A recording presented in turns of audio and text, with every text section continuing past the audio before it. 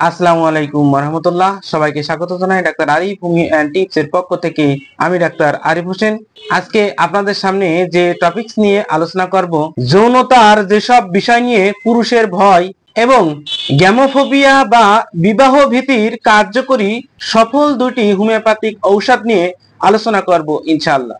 তার আগে আমার এই ভিডিওটি যারা নতুন দেখছেন তাদের উদ্দেশ্য বলবো, আমি এখানে বিভিন্ন ধরনের রোগের সমস্যায় হোমিওপ্যাথিক চিকিৎসা এবং স্বাস্থ্য টিপস নিয়ে আলোচনা করে থাকি।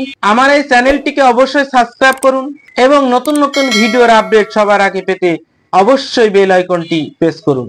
আমাদের সমাজে এরকম অনেক মানুষ আছে যাদের বিয়ে নামেই অ্যালার্জি রয়েছে, অর্থাৎ তারা মনে করেন বিয়ে মানেই একটি সম্পর্কে আবদ্ধ হওয়া আর সেখান থেকে বের না হতে পারার একটি ভয় কাজ করে। তবে এই বিয়ে ভীতি বা অনীহা এক ধরনের মানসিক রোগ।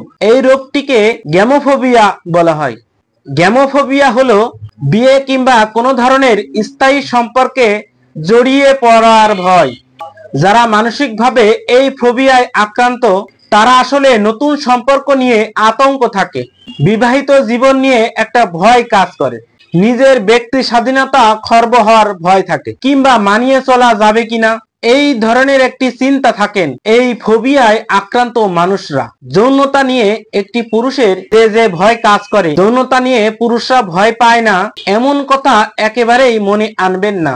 আবার কোনো কোনো ক্ষেত্রে পুরুষ মহিলাদেরকেও হারিয়ে দিতে পারে। ভয়ের কারণে মিলন সুখও চলে আসে নানাবিধ বাধা, যৌনজীবন হয়ে ওঠে দুর্বিষহ, অসহ্য। যৌনতা নিয়ে পুরুষের কি কি ভয় কাজ করে? 1. পুরুষত্বহীনতার ভয়। পুরুষত্বহীনতার নিয়ে ভয় থাকে পুরুষের মনে, এবং জেনে রাখা ভালো সেই ভয় থেকেই কিন্তু পুরুষত্বহীনতার দেখা দেয়। 90% ক্ষেত্রে দেখা গেছে যে যৌন অক্ষমতার জন্য দায়ী একমাত্র ভয়, আর এই পুরোটাই মানসিক সমস্যা।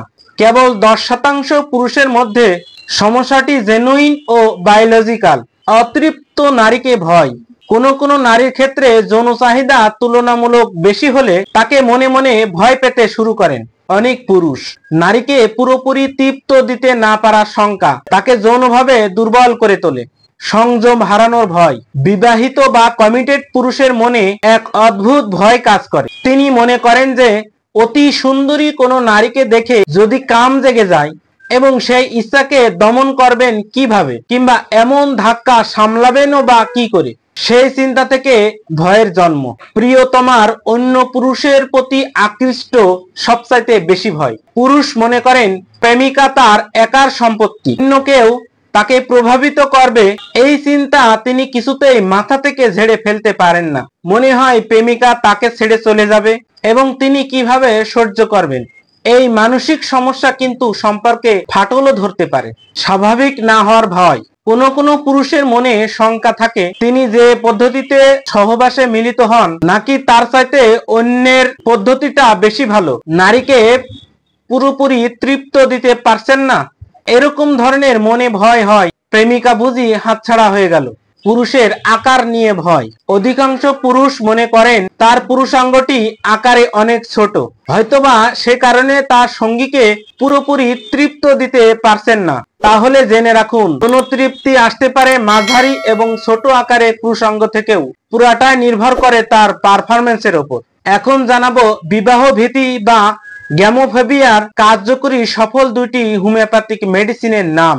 Number 1, ignatia amara. কোনো গভীর দুঃখ বা শোক তবে সহ্য করে, দীর্ঘ নিঃশ্বাস ফেলে, মনে মনে কাঁদে, অতি কষ্টের কথাও কাউকে প্রকাশ করে না। ব্যর্থ প্রেম, ধ্বজভঙ্গ, গঠনে পুরুষ কিন্তু স্বভাবে স্ত্রী, এই লক্ষণে গ্যামোফোবিয়ার বা বিবাহ ভীতির সমস্যায় ইগনেশিয়া চমৎকার কাজ করে। ইগনেশিয়া অ্যামারা 1000 শক্তির এই ওষুধটি 5 ফোঁটা 1 কাপ ডিস্টিল ওয়াটারের ভিতরে মিশিয়ে সেখান থেকে 2 থেকে 3 ফোঁটা করে প্রতিদিন সকালে খালি পেটে সেবন করিতে হবে। 15 দিন সেবন করিলে বিবাহ ভীতি বা গ্যামোফোবিয়া রোগ চিরমুক্তি হবে। Number 2, gelsemium. হঠাৎ আনন্দ, ভয়, উত্তেজক সংবাদ প্রভৃতি ভয় থেকে রোগের উৎপত্তি। সম্পূর্ণ সাহসহীনতা, যৌন সম্মুখে ভয় পায়, একান্ত নিস্তেজতা, ও চুপ করে বসে থাকতে ভালোবাসে।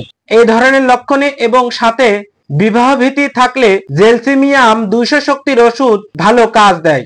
2 ফোঁটা ওষুধ 1 কাপ ডিস্টিল ওয়াটারের ভিতরে ভালো করে মিশিয়ে 5-6 ফোঁটা করে প্রতিদিন সকালে 15 দিন সেবন করিতে হবে। এতে গ্যামোফোবিয়া বা বিবাহ ভীতি কেটে যাবে এবং রোগী সুস্থ হবে। আমার এই ভিডিওটি যদি ভালো লেগে থাকে অবশ্যই লাইক, কমেন্ট এবং শেয়ার করবেন। এতে আপনি যেমন উপকার পাবেন তেমনি শেয়ারের মাধ্যমে আপনার বন্ধুরাও উপকার পাবে। আজ এ পর্যন্তই। তবে আমার এই চ্যানেলটিকে যারা সাবস্ক্রাইব করেছেন তাদেরকে অসংখ্য অসংখ্য ধন্যবাদ জানিয়ে আজকের মতো এখানেই শেষ করছি। সবাই ভালো থাকুন, হোমিওপ্যাথিক চিকিৎসা নিন, সুস্থ থাকুন।